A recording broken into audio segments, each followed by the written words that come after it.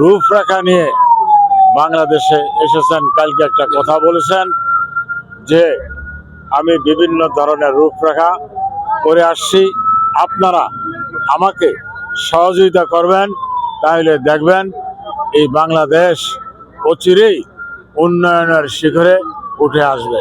আজকে আপনারা দেখেন, কালকে লক্ষ লক্ষ মানুষ এয়ারপোর্ট থেকে আপনার 300 ফিটে এসেছে।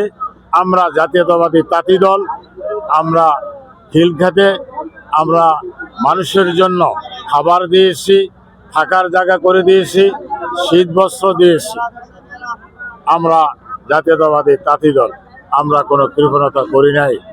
এবং দেশনায়ক জনাব তারেক রহমান আসছেন, আপনারা দেখবেন উনি কিভাবে দেশটি চালান।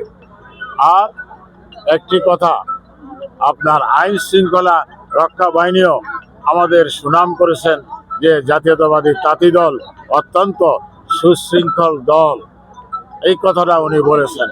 আমি আশা করব আপনারা সবাই আগামী 12ই ফেব্রুয়ারি নির্বাচন, সেই নির্বাচনে বিএনপিকে ভোট দিবেন। এবং ইতিমধ্যে যে সময়টুকু আছে, রাষ্ট্র কাঠামো 31 দফা বিএনপির ভারপ্রাপ্ত চেয়ারম্যান জনাব তারেক রহমান দিয়েছেন, সেটা আপনারা প্রত্যেক ঘরে ঘরে পৌঁছে দিবেন বলে আমার দৃঢ় বিশ্বাস। আপনাদের মিডিয়াকে ধন্যবাদ। আসসালামু আলাইকুম।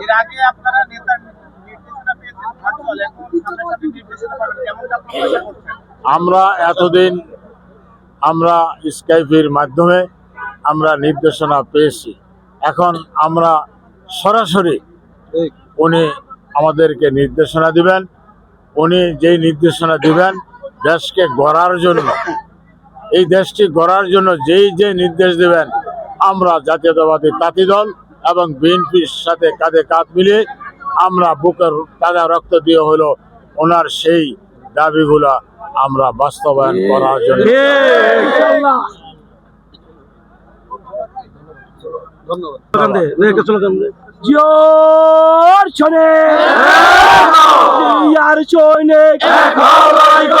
দলের পক্ষ থেকে দলের পক্ষ থেকে দল আছে,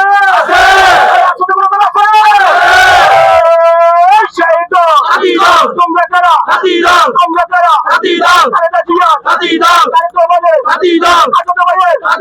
রাজপথে আন্দোলনে সংগ্রামে তোমরা কারা? তোমরা কারা? তোমরা কারা? তোমরা কারা? রাজপথে খালেদা জিয়া